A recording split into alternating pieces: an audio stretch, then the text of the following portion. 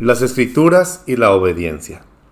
Todos los cristianos profesos están de acuerdo, por lo menos en teoría, que el deber de aquellos que llevan el nombre de Cristo es honrarle y glorificarle en este mundo. Pero hay grandes diferencias de opinión con respecto a la manera de hacerlo y a lo que se requiere para conseguirlo. Muchos suponen que el honrar a Cristo simplemente significa unirse a alguna iglesia, tomar parte en las actividades de la misma y apoyarlas. Otros piensan que el honrar a Cristo significa hablar de Él a otros y dedicarse diligentemente a hacer obra personal. Otros parecen imaginarse que honrar a Cristo significa poco más que hacer contribuciones generosas a su causa. Hay pocos que se den cuenta que Cristo es honrado solo cuando vivimos santamente en Él, y esto andando en sujeción a su voluntad revelada. Pocos, verdaderamente, creen las palabras que están escritas en 1 Samuel 15:22. El obedecer es mejor que los sacrificios y el prestar atención que la grosura de los carneros. No somos cristianos si no nos hemos rendido plenamente a Jesús y le hemos recibido como Señor, según nos lo indica Colosenses 2, versículo 6. Quisiera que consideraras esta afirmación con diligencia. Satán enseña a muchos hoy en día haciéndoles creer que confían en Dios para salvación en la obra consumada de Cristo, mientras que sus corazones permanecen sin cambiar y el yo gobierna sus vidas. Escucha la palabra de Dios en el Salmo 119, versículo 155. Lejos está de los impíos la salvación, porque no buscan tus estatutos. ¿Buscas realmente sus estatutos? ¿Escudriñas con diligencia su palabra para descubrir lo que Dios ordena? Primera de Juan capítulo 2 versículo 4 dice, el que dice yo le conozco y no guarda sus mandamientos, el tal es mentiroso y la verdad no está en él. ¿Es posible decirlo de modo más claro? En Lucas 6:46 Jesús dijo esto, ¿por qué me llaman Señor, Señor y no hacen lo que yo digo? La obediencia al Señor en la vida, no meramente las palabras placenteras de nuestros labios, es lo que Cristo requiere. ¿Qué palabra más solemne y qué advertencia más directa encontramos en Santiago capítulo 1 versículo 22? Sed hacedores de la palabra y no tan solamente oidores, engañándose a ustedes mismos. Hay muchos oidores de la palabra, oidores regulares, oidores reverentes, oidores interesados, pero lo que oye él no está incorporado a su vida y no regula sus caminos. Y Dios dice que los que no son hacedores de la palabra se engañan a sí mismos. Por desgracia, ¿cuántos hay en la cristiandad así hoy en día? No es que sean verdaderos hipócritas, pero están engañados. Suponen que por el hecho de ver tan claro que la salvación es solamente por gracia, ya son salvos. Suponen que por el hecho de que hayan bajo el ministerio de un hombre que ha hecho de la Biblia un nuevo libro para ellos, ya han crecido en la gracia. Suponen que debido a que su depósito de conocimiento bíblico ha aumentado, son más espirituales. Suponen que el mero escuchar a un siervo de Dios o leer sus escritos es alimentarse de la palabra. No es así. Nos alimentamos de la palabra solamente cuando nos apropiamos personalmente, masticamos y asimilamos en nuestras vidas todo lo que hemos oído y leído. Donde no hay una conformidad creciente del corazón y la vida de la palabra de Dios, este conocimiento incrementando solo va a servir para una mayor condenación. Aquel siervo que conociendo la voluntad de su Señor no se preparó ni hizo conforme a su voluntad, recibirá muchos azotes. Eso es lo que dijo Jesús en Lucas 12:47. En 2 de Timoteo capítulo 3 versículo 7 dice, siempre están aprendiendo y nunca pueden llegar al conocimiento de la verdad. Esta es una de las características prominentes de los tiempos peligrosos en los cuales estamos viviendo ahora. La gente escucha a un predicador después de otro, asiste a convenciones y más convenciones, lee libro tras libro sobre temas bíblicos y nunca alcanza un conocimiento vital y práctico de la verdad. De modo que se produzca una impresión de su poder y eficacia en sus almas. Hay algo que se llama hidropesia espiritual, y las multitudes sufren de ella. Quieren escuchar cada vez más y más, beben los sermones y los mensajes ávidamente, pero sus vidas no cambian. Están hinchados de conocimiento, pero no humillados en el polvo delante de Dios. La fe del elegido de Dios, como dice Tito, es conocimiento de la verdad que es según la piedad. Pero esta fe, la vasta mayoría son totalmente extraños a ella. Dios nos ha dado su palabra, no solo con el objetivo de instruirnos, sino con el propósito de dirigirnos, de hacernos conocer lo que Él quiere que hagamos. Lo primero que necesitamos es un conocimiento claro y distinto de nuestro deber, y lo primero que Dios nos exige es una práctica concienzuda del mismo conocimiento que hemos adquirido. Oh hombre, Él te ha declarado lo que es bueno y qué pide Jehová de ti. Solamente hacer justicia y amar misericordia y humillarte ante tu Dios. Miqueas capítulo 6, versículo 8. Eclesiastés 12 en el versículo 13 dice: el fin de todo el discurso oído es este: teme a Dios y guarda sus mandamientos, porque esto es el todo del hombre. El Señor Jesús afirmó lo mismo en Juan capítulo 15, versículo 14, cuando dijo: vosotros sois mis amigos si hacen lo que yo mando. Un hombre se beneficia de la palabra a medida que descubre lo que Dios le exige. Sus exigencias invariables porque Él no cambia. Es un grave error suponer que en esta dispensación presente Dios ha rebajado sus exigencias, porque esto implicaría por necesidad que sus exigencias previas eran duras e injustas. De ninguna manera. Romanos 7, versículo 12 dice: la ley a la verdad es santa y el mandamiento santo, justo y bueno. El resumen de lo que Dios exige es: amarás a Jehová tu Dios de todo tu corazón y de toda tu alma y con todas tus fuerzas. Deuteronomio 6:5 es lo que nos dice. Y el Señor Jesús repitió esta misma ordenanza en Mateo 22, versículo 37.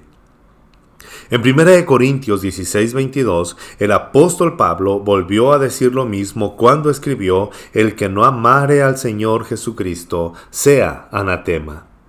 Un hombre se beneficia de la palabra de Dios cuando descubre de qué modo tan completo y entero ha fallado en llegar a la altura de las exigencias de Dios. Y déjeseme indicar para cualquiera que pueda haber estado en desacuerdo con el párrafo anterior de que ningún hombre puede ver cuán pecador es, cuán corto se ha quedado de llegar al estándar de Dios, hasta que ha tenido una visión clara de las altas exigencias que Dios hace sobre él. En la misma medida que los predicadores rebajan los estándares de lo que Dios requiere del ser humano, en la misma medida sus lectores obtendrán un concepto falso e inadecuado de su pecaminosidad, y tanto menos se darán cuenta de su necesidad de un Salvador todopoderoso. Pero, una vez el alma ha percibido realmente cuáles son las exigencias que Dios le hace, de qué modo tan completo y constante ha fallado en rendirle lo que es suyo, entonces reconoce en qué desesperada situación se encuentra. La ley debe ser predicada antes de que alguien esté preparado para el Evangelio.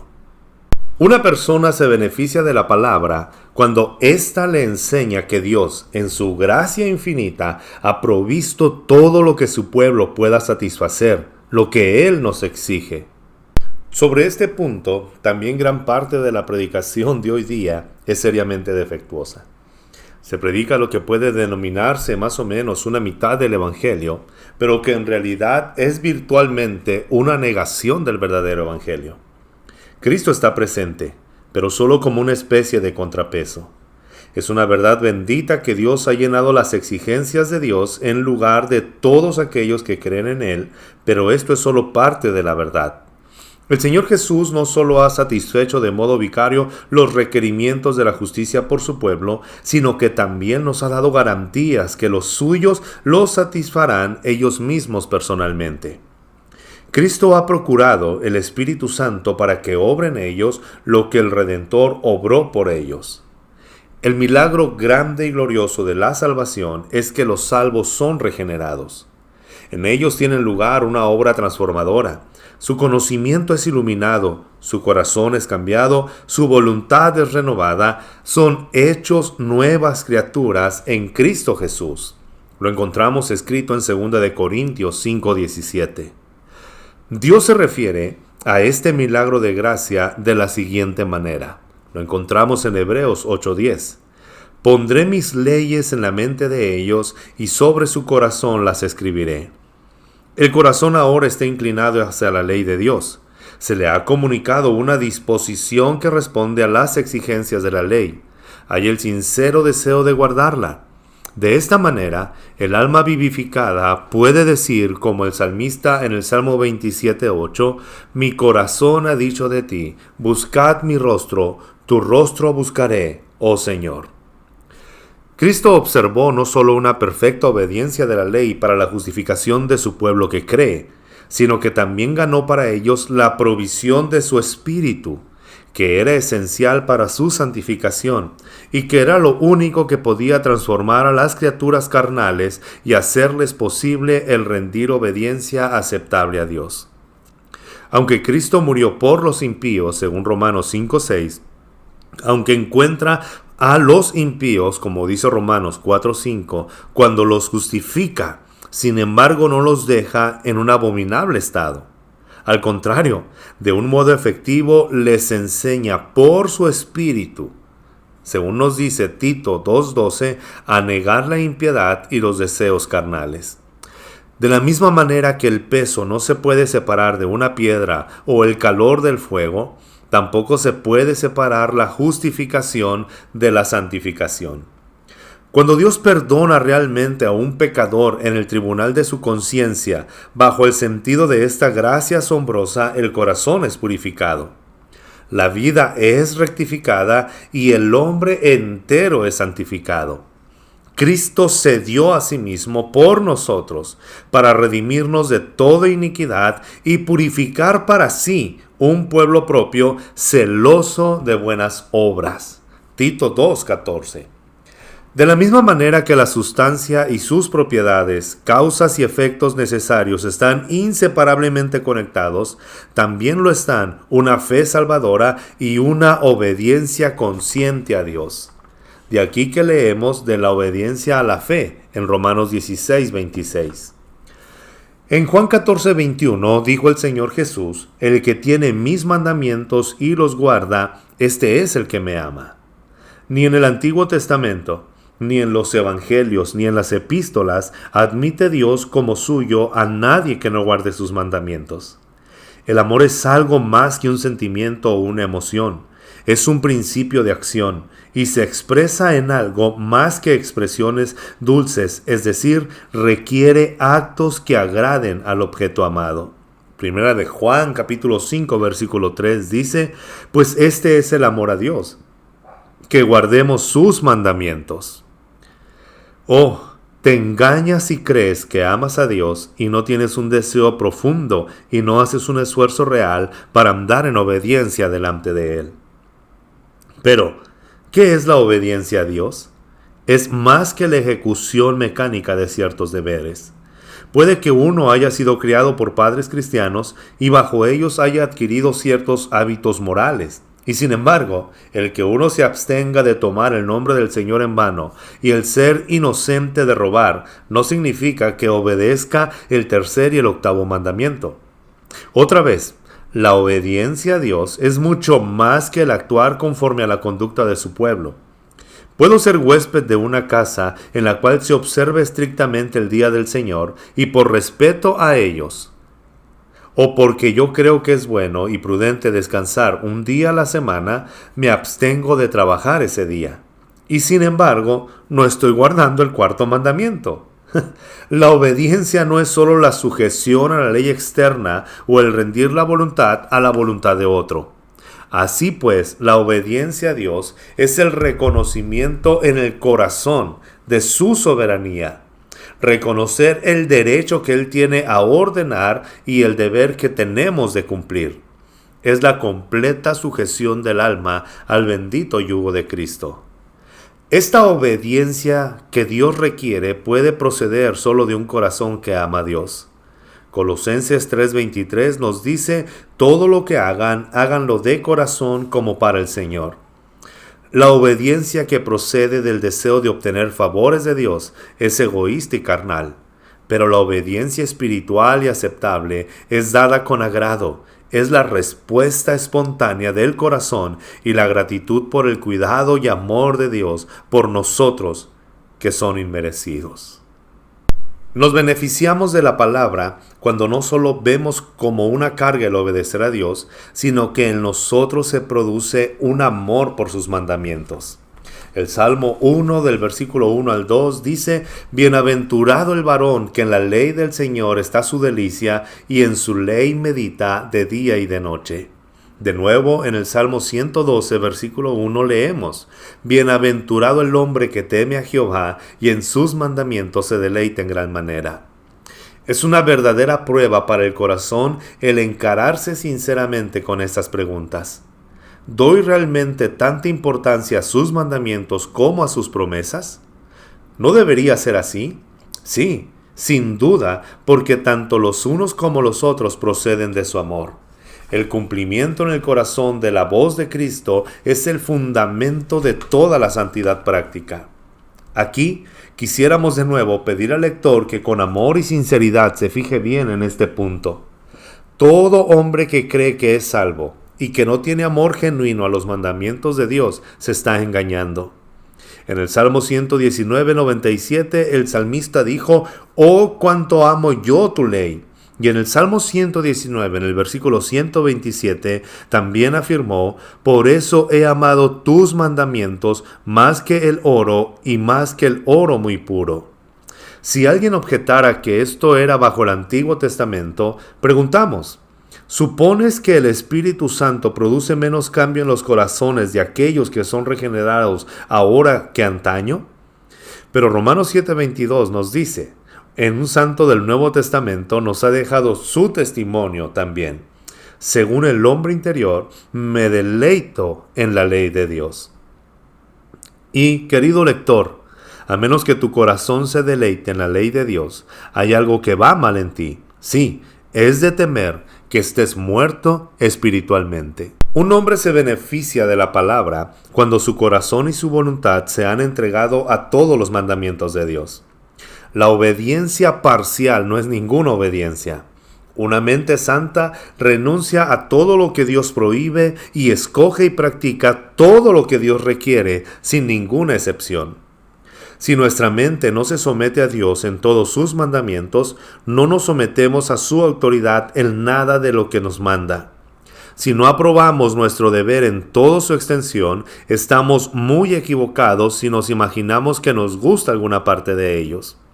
Una persona que no tiene principio de santidad en él puede no sentirse inclinada a muchos vicios y sentirse atraída a practicar muchas virtudes, porque percibe que los primeros son acciones inapropiadas y las últimas son, en sí, acciones hermosas. Pero la desaprobación del vicio y aprobación de la virtud no proceden de la disposición de someterse a la voluntad de Dios. La verdadera obediencia espiritual es imparcial. Un corazón renovado no escoge entre los mandamientos de Dios. El hombre que lo hace no ejecuta la voluntad de Dios, sino la propia. No nos hagamos ilusiones sobre este punto. Si no deseamos sinceramente agradar a Dios en todas las cosas, no queremos agradarle verdaderamente en ninguna. Se debe negar al yo.